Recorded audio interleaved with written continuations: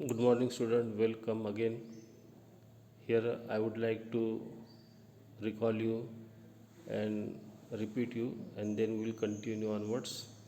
तो स्टूडेंट ये मैंने जो पढ़ा है उसके बारे में जल्दी जल्दी मैं एक बार रिकॉल कर देता हूँ और फिर उसके आगे का पढ़ते हैं। तो हमने देखा है सभी एसिड जो है मेटल के साथ में रिएक्ट होता है और साल्ट और हाइड्रोजन गैस बनता है। तो ये एक्टिविटी हमने समझाया था, है ना। इसके अंदर हाइड्रोजन गैस बनता है और हाइड्रोजन गैस की प्रॉपर्टी वो पॉप साउंड के साथ में जलता है। फिर हमने ये दूसरा इसकी केमिकल इक्वेशन दिया है, जिंक मेटल है ये, और इसके साथ में एसिड H2SO4 इसकी रिएक्शन होती है तो जिंक सल्फेट और हाइड्रोजन गैस बनता है। ये केमिकल इक्वेशन है उसका वाला। ये स्ट्रॉन्ग एसिड के एग्जांपल आपने याद रखना है, HCl और H2SO4 और HNO3। इसी तरह से ये स्ट्रॉन्ग बेस के एग्जांपल याद रखना है, NaOH, CaOH/2 और KOH, sodium hydroxide, calcium hydroxide और पोटेशियम हाइड्रोक्साइड याद रखना है। इसके बाद में वीक एसिड भी है, वीक एसिड और भी है, ये CH3COOH और वीक बेस MgOH और NH4OH, ये वीक बेस है। ये याद रखने के लिए कहा था, लिखा होगा आपने। तो reaction of base with metal, तो एसिड की रिएक्शन देखिए इसी तरह से। मेटल की रिएक्शन, तो ये बेस है सोडियम हाइड्रोक्साइड और जिंक मेटल के साथ में रिएक्शन होता है तो यहाँ भी एक साल्ट बनता है, उसका नाम है जिंक, सोडियम जिंकेट, और हाइड्रोजन गैस यहाँ भी बनती है। लेकिन ऐसी रिएक्शन सभी मेटल के साथ में नहीं होती, कम रिएक्शन होती है। अभी नेक्स्ट है हाउ मेटल कार्बोनेट, दूसरी टाइप्स की रिएक्शन। तो जितने भी मेटल के कार्बोनेट है या मेटल के हाइड्रोजन कार्बोनेट, उसकी एसिड के साथ में रिएक्शन होती है, ये भी हमने देखा है। तो ये कुछ मेटल है, मेटल की लिस्ट है, देख लो, ये मेटल की लिस्ट है, उसके नाम लिखे हैं। और इसके मेटल के कुछ चंद कार्बोनेट हमने इसके एग्जांपल दिया है, जैसे सोडियम कार्बोनेट हो गया, सोडियम हाइड्रोजन कार्बोनेट हो गया, कैल्शियम कार्बोनेट हो गया। तो ये सोडियम और कैल्शियम मेटल है और CO3 कार्बोनेट ग्रुप वो अटैच है, उसके साथ लिंक है, इसलिए कार्बोनेट बोलेंगे इसको। अभी ये मेटल के कार्बोनेट और एसिड की रिएक्शन, तो सोडियम कार्बोनेट देखिए उसके साथ में एसिड की रिएक्शन होती है तो सोडियम क्लोराइड नमक बनता है, वाटर बनता है और कार्बन डाइऑक्साइड गैस बनती है। दूसरा सोडियम हाइड्रोजन कार्बोनेट, उसके साथ भी एसिड अगर रिएक्शन करता है तो इसके अंदर भी कार्बन डाइऑक्साइड गैस बनेगा, वाटर बनेगा और साल्ट बनेगा। तो हर कार्बोनेट के साथ में, चाहे मेटल कार्बोनेट हो या हाइड्रोजन कार्बोनेट हो, उसके साथ में कार्बन डाइऑक्साइड गैस निकलती है। और कार्बन डाइऑक्साइड निकलने वाली गैस की पहचान के लिए हम लाइम वाटर में वो गैस पास करते हैं तो लाइम वाटर जो है मिल्की बन जाता है। वो मिल्की किसकी वजह से? प्रेसिपिटेशन की वजह से, इनसोल्युबल सब्सटेंस फॉर्म होता है, इसलिए वो PPT फॉर्म होता है। प्रेसिपिटेट बोलते हैं उसको शॉर्ट में, PPT। तो ये बताता है कि वहाँ पे एसिड, जो एसिड की रिएक्शन कार्बन के साथ होगी तो कार्बन डाइऑक्साइड गैस निकला। तो हम ऐसे कह सकते हैं कि कोई भी मेटल का कार्बोनेट या मेटल का हाइड्रोजन कार्बोनेट, उसकी रिएक्शन अगर एसिड के साथ में होगी तो निश्चित ही साल्ट बनेगा, कार्बन डाइऑक्साइड और वाटर बनेगा। अभी यहाँ पे सोडियम कार्बोनेट है और इसकी रिएक्शन हमने दिया है HCl, तो यहाँ पे निकला ही है। इस तरह सोडियम हाइड्रोकार्बन, तो ये केमिकल इक्वेशन में रिपीट किया। तो ये कार्बन डाइऑक्साइड गैस पास होने के बाद में जो लाइम वाटर, उसमें एक्सेस में अगर कार्बन डाइऑक्साइड पास करते रहेंगे तो फिर इस तरह से इनसोल्युबल सब्सटेंस जो बनेगा, calcium hydrogen carbonate, calcium carbonate का। अभी ये टेस्ट ट्यूब के अंदर हम PPT बनेगी तो उसको हम एक्सपेरिमेंट से देख सकते हैं कि जो कार्बन डाइऑक्साइड गैस वो लाइम वाटर में जाएगी तो वो PPT बन जाएगी, मिल्की बन जाएगा। टेस्ट ट्यूब का कलर जो है वो मिल्की बन जाएगा। अभी ये तीसरी टाइप की रिएक्शन है न्यूट्रलाइजेशन रिएक्शन। न्यूट्रलाइजेशन रिएक्शन में एसिड की रिएक्शन बेस के साथ में होती है, तो एसिड बेस का असर और बेस एसिड का असर, दोनों का असर, एक दूसरे का असर ख़त्म हो जाता है, इफेक्ट ख़त्म हो जाता है, और एक दूसरे का असर ख़त्म होने को ही बोलते हैं हम न्यूट्रलाइजेशन रिएक्शन। और इसके अंदर साल्ट और वाटर बनता है।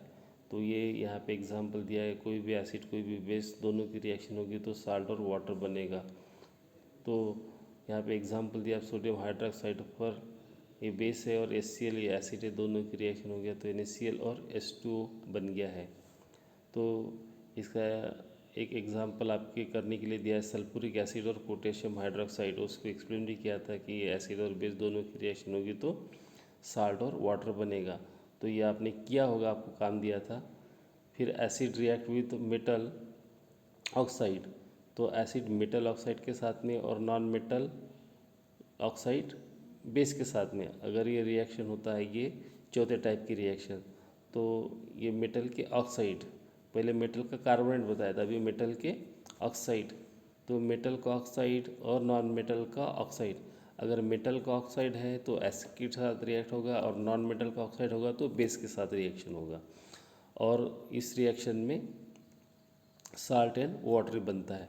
So if there is a acid, it will react with the metal oxide. If there is a base, it will react with the non-metal oxides. And in both the reaction there will be formation of salt and water. तो ये आपको ये चौथी types की reaction है। सभी acid जो है मेटल के ऑक्साइड के साथ रिएक्ट होता है और सभी बेस जो है नॉन मेटल ऑक्साइड के साथ में रिएक्ट होगा और इसमें बनेगा साल्ट एंड वाटर। तो उसमें से कुछ एग्जांपल जो आपको याद करने के लिए दे रहा हूँ वो याद कर लेना है। तो यहाँ पे एक एग्जांपल दिया है एल्यूमिनियम ऑक्साइड्स, जिसका फार्मूला है Al2O3 और वो एसिड HCl इसके साथ में रिएक्शन होगा तो एल्यूमिनियम क्लोराइड ये साल्ट बन गया और वाटर बन गया। तो ये मेटल ऑक्साइड और एसिड की रिएक्शन। इसी तरह से नॉन मेटल ऑक्साइड जैसे CO2 दिया है नीचे में, कार्बन ये नॉन मेटल है और ऑक्सीजन है ना, उसके साथ में कंबाइन हो गया तो ऑक्साइड बन गया, उसको बोलेंगे कार्बन डाइऑक्साइड्स। और बेस है लाइम वाटर, तो ये बेस के साथ में नॉन मेटल की रिएक्शन होगी तो इसमें भी साल्ट बनेगा, लेकिन ये साल्ट कैसा है, कैल्शियम कार्बोनेट, ये इंसोल्यूबल है, वाइट कलर का है, वाइट PPT है, हमने रिपीट किया है रिएक्शन, तो ये साल्ट और वाटर बन गया। तो ये याद करने के लिए चौथी टाइप की रिएक्शन है, कोई भी मेटल का ऑक्साइड एसिड के साथ रिएक्ट होगा तो साल्ट बनेगा और वाटर बनेगा, और जो बेस है वो नॉन मेटल ऑक्साइड के साथ में रिएक्ट होगा तो उसमें भी साल्ट और वाटर बनेगा। तो हमने ये चार टाइप की ये हमने केमिकल प्रॉपर्टी देखा है। अब हम एसिड और बेस एक साथ क्यों पढ़ रहे हैं, तो इसके अंदर हमने देखा है कि एसिड और बेस वो एक दूसरे को अपोजिट रिएक्ट करते हैं, लेकिन इसके अंदर कुछ समानता भी होगी। तो कुछ समानता क्या हो सकती है, उसके अंदर कॉमन फैक्ट क्या हो सकती है, तो हम कॉमन फैक्ट पढ़ने जा रहे हैं। Let us see the similarity between acid and base. सब common fact about acids and base. Let understand the following activity. तो कुछ एक्टिविटी करके देखना पड़ेगा तभी पता चलेगा। तो एक्टिविटी तो हम ऑनलाइन नहीं कर सकते, लेकिन आपको समझाने जा रहे हैं, तो आपने ये एक्टिविटी समझना है। तो हमने क्या किया है, एक बीकर लिया है, बीकर के अंदर एक कॉर्क लिया है, कॉर्क के अंदर दो नेल्स, और नेल्स को हमने दो वायर्स लगा दिए, वायर को हम बैटरी को, बल्ब को और स्विच को जोड़ दिया, और ये स्विच स्टार्ट करते ही बल्ब जलना शुरू हो जाता है, बल्ब ग्लो होता है।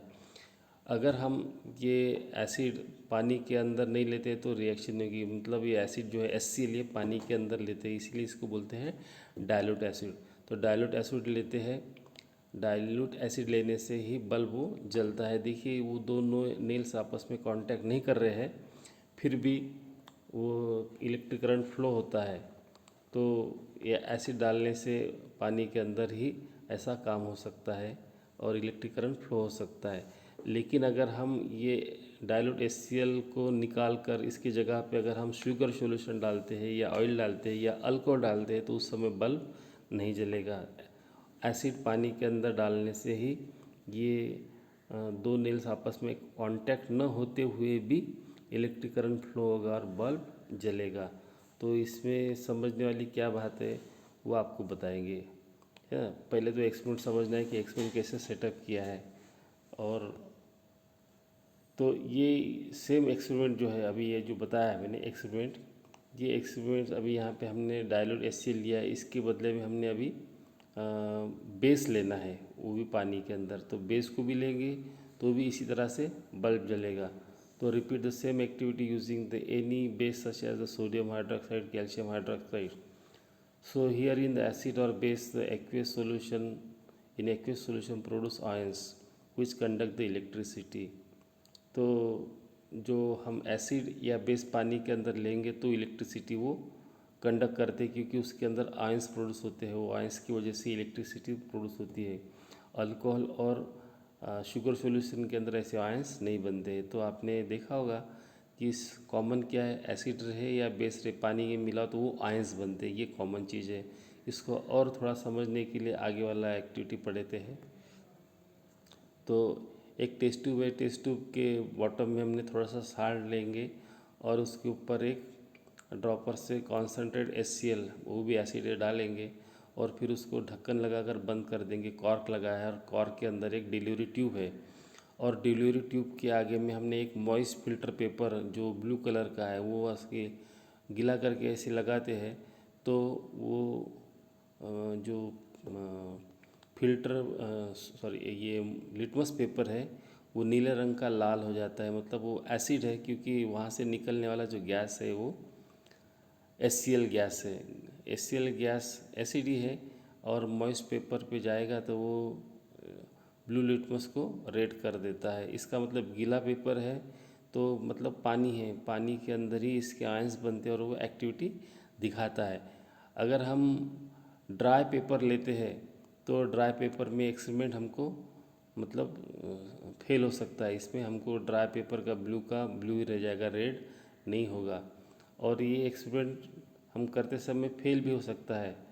तो ये this experiments can be fail if there will be the humid condition.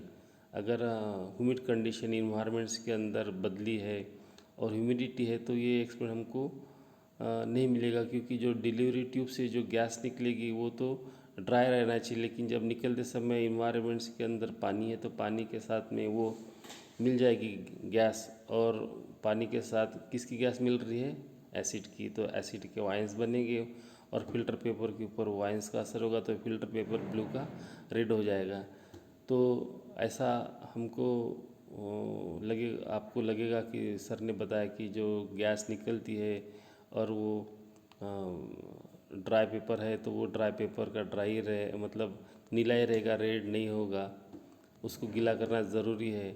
तो हमने ड्राई पेपर लेके रखेंगे, लेकिन जो गैस निकलेगी वो मॉइस्चर से घुसेगी तो वो गीली हो जाएगी. उसके अंदर पानी घुसेगा तो आयंस जाके फिल्टर पेपर के ऊपर जाएंगे तो ड्राई फिल्टर पेपर रहेगा, लेकिन उसके ऊपर जो एसिड वो गया है वो गीला कर देगा वो, क्योंकि वो मॉइस्चर के साथ में जाएगा और आयंस बनेंगे और वो आयंस का असर होगा तो वो नीले का रेड हो जाएगा. तो इसलिए हमने क्या करना है, एक गार्ड ट्यूब होती है जिसके अंदर कैल्शियम क्लोराइड होता है. वो कैल्शियम क्लोराइड केमिकल ये ह्यूमिडिटी को खींच लेता है और गैस सिर्फ ड्राई जाती है. तो फिर ये जो फेलियर है हमारा एक्सपेरिमेंट का, इससे बचाया जा सकता है. तो ये सिर्फ कब करना है, जब ह्यूमिडिटी कंडीशन है. अदरवाइज़ ड्राई कंडीशन में तो ज़रूरत नहीं है. हमको एक्सपेरिमेंट्स से पता चल जाएगा कि जब पानी होगा तभी वो लिटमस पेपर जो है ब्लू का रेड होगा, अगर ड्राई होगा तो नहीं हो सकता है. तो इसलिए ये दोनों के मतलब हमने ये कॉमन क्या चीज़ है एसिड और बेस के अंदर, तो हम यही बताना चाहते हैं कि एसिड और बेस के अंदर दोनों कॉमन चीज़ है, दोनों आयंस बनाते हैं पानी के अंदर. पानी के बगैर आयंस नहीं बन सकते और जो आयंस होते हैं वही इलेक्ट्रिसिटी कंडक्ट फ्लो कर सकते हैं. तो इसको हमने यहाँ पे आयंस कैसे बनते हैं देखा है. In this experiment suggest that the hydrogen ions in HCl are produced in presence of water. The separation of hydrogen ions from the HCl molecules will occur in the absence of water. तो पानी के absence में ये ions नहीं बनते हैं, तो पानी के प्रेजेंस में ही बनते हैं, इसलिए पानी के साथ में दिखाया है. तो HCl प्लस H2O तो आयंस बनेगा. तो यहाँ पे H3O प्लस क्या है और Cl निगेटिव क्या है. तो हाइड्रोजन आयंस जो है निकलता है H प्लस आयन, वो अकेला रहना नहीं चाहता. Hydrogen ions can not exist alone, अकेला नहीं रह सकता है. But they exist after combining with water molecule. तो जो हाइड्रोजन आयंस है वो पानी के साथ में कंबाइन हो या नीचे दिखाया है। तो हाइड्रोजन आयन वो वाटर मॉलिक्यूल के साथ में कंबाइन होता है और हाइड्रोनियम आयंस फॉर्म होता है। तो H++H2O तो H3O प्लस तो हाइड्रोनियम आयन। तो ये भी आपको ज़रूरी नहीं कि आपको हाइड्रोनियम आयन याद रखना है, आपको इतना भी याद रखना है कि जब भी हम एसिड पानी के अंदर मिलाएंगे तो हाइड्रोजन आयन ही बनेगा। और यहाँ पे दूसरी चीज़ जो बेस है, बेस को we have seen that acid give the hydrogen ion in let us see what's happen when the base is dissolve in water. तो बेस का भी वैसा ही कंडीशन है, लेकिन बेस के अंदर हाइड्रोजन आयन नहीं बनते हैं, OH आयन बनते हैं। देखिए सोडियम हाइड्रोक्साइड पानी के अंदर मिलाते हैं तो सोडियम पॉजिटिव और OH नेगेटिव बन रहा है। तो यहाँ पर ये OH आयन बन रहा है, OH के ऊपर निगेटिव चार्ज होता है। तो ये निगेटिव आयंस एसिड्स के अंदर H पॉजिटिव आयंस। तो लेकिन दोनों के अंदर आयंस बनते हैं, ये कॉमन है। तो OH KOH ये बेस है, इसको पानी में मिलाते तो पोटेशियम पॉजिटिव और OH निगेटिव। दूसरा बेस मैग्नीशियम हाइड्रोक्साइड, इसको भी पानी में मिलाते तो मैग्नीशियम पॉजिटिव और OH निगेटिव। तो बेस रहे या एसिड रहे, एसिड प्लस आयंस प्रोड्यूस करते हैं और base negative ions OH ion produce करते हैं। तो कॉमन चीज़ यही है, एसिड रहे या बेस रहे दोनों के अंदर आयंस बनते हैं। इसीलिए न्यूट्रलाइजेशन रिएक्शन में जो एसिड का प्लस आयंस और बेस का OH आयन दोनों कंबाइन होता है और वाटर मॉलिक्यूल बनता है। अगर आपको क्वेश्चन पूछा जाता है